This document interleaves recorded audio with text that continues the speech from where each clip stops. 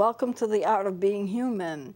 On the last segment, I started a whole group of lessons on bullying, what it is, what it does, how people are hurt by it, but the fact is we can do something about it. So I want to continue with bullying behavior, what it is and how to treat it, and I want to give you some insights as to what's going on in the bully's mind as well as what's going on in the person who is being bullied. But bullying is a serious, serious problem, and we're going to have a lot of social problems as a result of it if we don't stop it. So we have to stop bullying, and we can't stop it soon enough. And there has to be programs that have been devised to treat the bullies and also to treat the people who have been bullied by them. If not, we're going to have a terrible time in society because it's only going to get worse instead of better. Now, I talked about victims and how they feel. They're anxious, they're depressed, they don't have good self-esteem, they don't feel that they're being understood, they don't achieve as much because they're trying to handle the feelings that they get when they're being bullied. And that goes on day after day after day. Well, let's take a look at the bullies. A lot of people feel that bullies are just trying to overcompensate for problems that they have. They may be lonely, they may be fearful, so they take it out on other people. And that partly might be true. I say partly because what we find out in the research that's been done at the bullies, when they're young, they get admiration from other students because they seem bigger and they seem more powerful and they can do more, and people are afraid of them. And as a result of that, they actually kind of get fans of theirs. Other students want to follow them. Other students think they're terrific because they're powerful. These are, of course, we're talking about young school students. We're talking about children that are in elementary school, preteens, you know, junior high, and like that. But there's something else that's going on in the bullies' lives that people don't know. Usually, as a bully becomes more pronounced in his bullying behavior, as they get older, they start losing friends. You know, when a bully is young, children may be drawn to them for the fact that they seem stronger and they can get away with things. But then after a while, they start losing friends because as they get older, their bullying tactics continue. They don't learn to stop bullying. They continue to bully, and it gets worse and worse. Other children don't want to have anything to do with it. They've learned that it's not a good thing. They pick that up because of the morals that their parents have taught them or things that they've learned in society, that it's not good to hurt others. And so they start falling away from the bully. They start not being friends of them anymore. And so they become less popular as they grow older.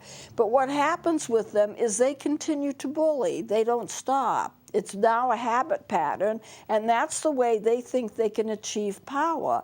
They can achieve power and be more popular if they're stronger than anybody else. It almost, I think, becomes a coping mechanism for them.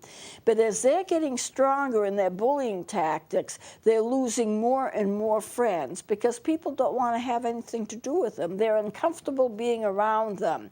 But ultimately what happens is many of them turn to a life of crime.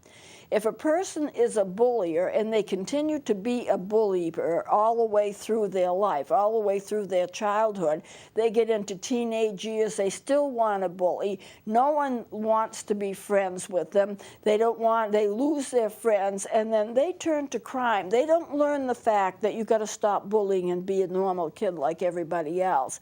They don't seem to ever learn that lesson. And what happens is they become criminals.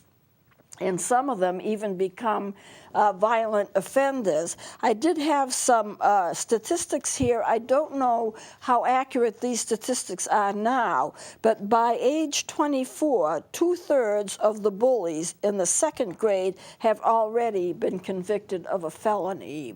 Now, a felony is a very serious crime. It's not like a misdemeanor where you did something wrong and you may have to pay for it in some way, but a felony is a very serious crime. 1/3 of those who have been bullied in the 6th to 12th grades are also convicted of crimes. So there can be criminal behavior as a result of being bullied, or criminal behavior on the part of the bullies who do not learn to stop it. Now, I really do believe there's some psychodynamics behind this, but we also find, I'm going to take this off, we also find that bullies have very harsh punishment at home. At home, their parents are very rough on them. If they do something wrong, they get a lot of physical punishment, probably too much physical punishment. Probably the punishment does not fit the crime, if I can use that phrase. But they have a very hard upbringing, and that itself would make a child hardened anyway.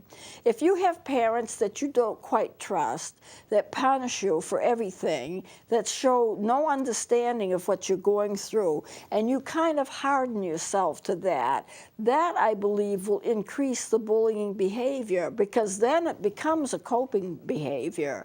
My parents are hard on me. My parents, I don't even think, like me. That's not the same thing as being a strict parent. A person can become a strict parent, but at the same time be kind and compassionate toward their child. I mean, there are certain things, if I had a child, I'm not married and I don't have children, but if I had a child, there are certain things I would not allow them to do. But I also would open up the lines of communication so that the child could always come to me with anything that was on their mind, or if somebody was doing something to them and made them feel uncomfortable, and I would make that obvious to the child. I would gently sit the child down and say, school can be hard sometimes for other reasons than learning hard subject matter. If you find someone's touching you or doing something to you that you don't think is fair, if you're uncomfortable with something that somebody is doing, I want to know about it. And I can promise you I will never get angry about it. I mean, you have to be reasonable. If a child feels that you're going to be angry because something's happened, then what are they going to think? They're going to think naturally that you're blaming them. And if you're blaming them and they can't stop the bullying because they're not strong enough to do it, and then they feel that their parents on top of them are going to blame them for it, what's the matter? Can't you stop it? Then where are they to turn for help? Why wouldn't they become hardened? Why wouldn't they become bullies? If I had a child who was a bully, I would sit them down and I would talk to them and say, we don't do this to other people. This is not the right way to behave toward other people. There are people who are weaker than you. There are people who are not as strong as you. There are people who need more help than you do. You should cherish the fact that you are stronger, but don't make it a point where that gives you permission to hurt them. If anything, it just gives you permission to help them to be better.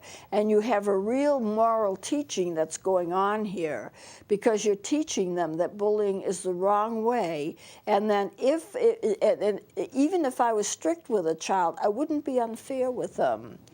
If a child knows they're being treated fairly, even if they're treated strictly in terms of what they can do and what they can't do, you can always explain to a child, I won't let you do this because. Now, when they're younger, they're not going to understand. When they're older, they will understand. When a child gets to the point where he can understand why he can't do something, then there's a lot better chance that he's going to do what you want him to do and not do what you don't want him to do, because he will understand that there are consequences to that. Not only consequences in terms of punishment, but what happens to you personally. If you start hurting somebody else, you're going to lose your friends. People aren't going to want to be with you. They're not going to want you to have birthday parties. They're not going to want to come to birthday parties. And you talk to them in such a way that they understand. Teaching is always a matter of talking to a child or even adult in a way that they can understand what you're saying and it seems reasonable to them. And sometimes you do have to respond by, grounding them. You can't do this because you did that. I mean, sometimes you have to punish them. But I don't like the idea that parents become so hard-hearted that every time a child says something, they're out to punish them for something. They are the children who are going to turn to bullying because they are going to give to other children what they feel they've been given themselves. I've talked to you before, I mentioned in the last segment, that if you are hurt, you have to express that hurt. There is such a thing as inward aggression and outward aggression. If you are being hurt by some person or some situation, there are two ways to respond to it. You can either take it in and hold it in, and that way you can become depressed, you can get ulcers. I mean, there's all kinds of things that can happen as a result of inward aggression. You are holding it in, you're not letting it out, you're not expressing it, so it will be expressed. Any frustration, any difficulty that you suffer will be expressed in some kind of way because the body demands it. It's the way that the body works. And if you take that aggression or that problem and you hold on to it and it becomes inward, then you suffer the consequences in your physical body. You start not feeling well. You start losing energy. You start getting migraines. You start getting ulcers. It's inward aggression. Now, I don't want you to think that migraines and ulcers is always caused by inward aggression. That's not the truth. That used to be what people believe, but there are viruses that can cause ulcers. There are other things that can cause migraine headaches. But there's no doubt that the body would suffer inwardly because you have held something in that you should have expressed in an outward manner. Outward aggression is just the opposite. You let it out. You get angry. You yell. You scream. You pound on the table. You do various things to get it out. The extreme form of outward aggression, I think, would be bullying, would be violence, would be murder. And if you look at society, when somebody erupts and they start shooting, they're going into a school, they're shooting students, they hate everybody, that's a form of outward aggression. So you have to ask yourself, where did it come from? Was there something that happened that caused them to be that way? Some pain that they experienced that they couldn't express in a normal way. Normally, children will express their anxieties and frustrations through sports, which is a healthy way to do it, or through art or through music. There's all kinds of things they can do. But the ultimate extreme would be if they commit murder or they go on a violent rampage. So you have to realize that children and adults too, when something happens to them, they're going to either take it in and hold on to it and suffer inwardly from it, maybe anxiety, maybe nervousness, maybe depression, or other physical symptoms, or they're going to release it. If they release it in a healthy way, that's always the best thing to do. If you can release it through artistic endeavors, or through writing, or through music, or through physical things like sports, that's the best way to do it. But children don't know how to do it. And if their parents don't encourage them, and if their parents don't have open communication with them, then they're suffering all of this, and they're not telling their parents. There are some parents that don't know that their children have been bullied until years after it happened. And in sexual molestation, there are wives and mothers who don't know that their daughters have been molested by their brothers or father or uncles until years after it occurred. And it can sometimes occur year after year for long periods of time, and the parent doesn't know about it. And in schools, sometimes the bullying can go on for months and months, sometimes years, without the teachers being aware of it. After all, they're not on the playgrounds watching what goes on. They're not out by the buses watching what's going on. They probably have monitors to do that kind of thing because they're so busy taking care of children in their classrooms. So we just have to think in terms of what can we do to prevent, what things can we put in place to prevent bullies from being bullies to others, and to look at the bully's life and see what's going on with them. So let's get back to this. Victims, they feel rejected, they feel nervous, They have fewer friends. They feel less secure.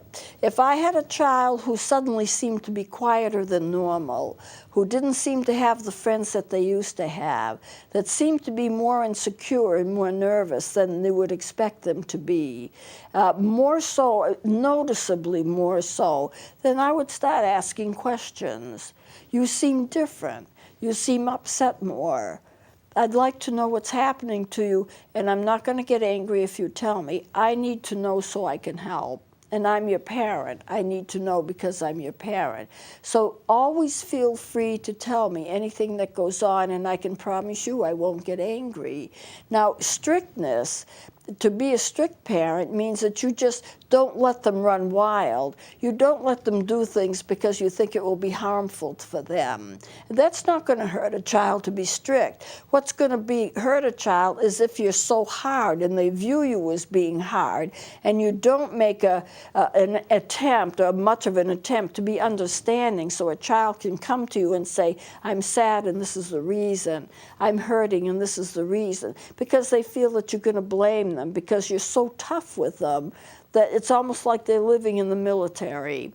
You know, it's always a balance. How strict can you be? How much freedom can you give a child? That depends partly upon how well the child has developed and what you can trust them with. Some children need to have more supervision than others, but you need to be open to them. Let them talk to you. And if a child of yours tends to be a bully, then you need to talk to them about that too. And they may need therapy. There may be other things going on. A lot of bullies may have been bullied themselves, or they may have felt that they were bullied by their own parents. The problem that I have with all of this is that bullying seems to start young.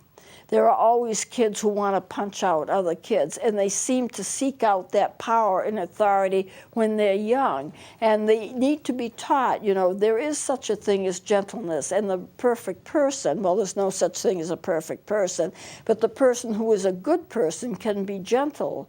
They don't have to be hard-hearted.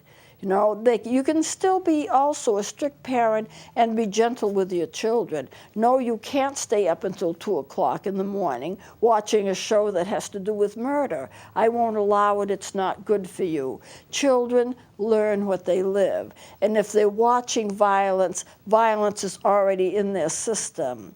If they're watching things that are just not healthy, and they see murders on television, and they see a lot of them, there are 68% of children that by the time they're a certain age have watched 1,000 or 2 murders on television. The problem is with violence on television, it becomes normal. For a child, it seems normal. This is what people do. You don't like something, you just strike out, you hit, you know, you bite, you kick. This is what they're learning on television, and they shouldn't be learning that. That is not the kind of behavior that we would want of a child, and it's not healthy for them because it gets them into a bullying pattern, and then they continue with that, and then later on they get in trouble for it. And as I said before, a lot of them end up in jail because a lot of them are become felons. So it's something that you have to do. I see I forgot to turn my phone on again, so let me just go over this. Bullies, they use harsh physical discipline at home, or they receive harsh physical discipline at home. And the parent may not be aware of what their child is doing outside of the home. And the reason that they're not is they don't stop to find out. But if they're harsh in their discipline, the child isn't going to go to them and say, oh, by the way, this is what I did today. They're going to keep it secret. So you have children who keep things secret because they just do. They don't want to have their parents know because they're afraid of being punished. You have the child that's being bullied, keeping things secret because they're afraid to talk about it, because they're afraid their parents will view them as being weak, and they are afraid that their parents will also discipline them for not being strong enough or tell them that they're not strong enough. Stand up and fight your own battles. That's what they'll hear. Now, if I had a child that was bullied, I'd want to look into it very, very, very carefully to find out how they were being bullied, what was being done, and I might even withdraw my child from school in order to solve the situation or help that situation become resolved before sending him back to school. This is a problem that is universal, and it has to be tackled, and it has to be tackled quickly. So the parents of bullies use harsh treatment of the harsh discipline. They're not always aware of the child's behavior outside of the home. They sometimes use a lot of verbal criticism. They demean the child, and they think that they're controlling the child's behavior if they demean them. Well, you must be stupid. You did this. You should have known better than to do that. When you start treating a child like that, you are demeaning them. You're demeaning their character. And what are they going to do? They're going to have to fight against that. And it's only going to harden them in the path of becoming bullies. Well, I'm going to stop it now because I can't get into anything else without interrupting a flow. But I'm going to continue on this theme in terms of helping children not to be bullied, helping children to fight against it, helping children not to become bullies. And what I say for children also goes for teenagers and older people as well. So we'll continue this next time. Please join me then.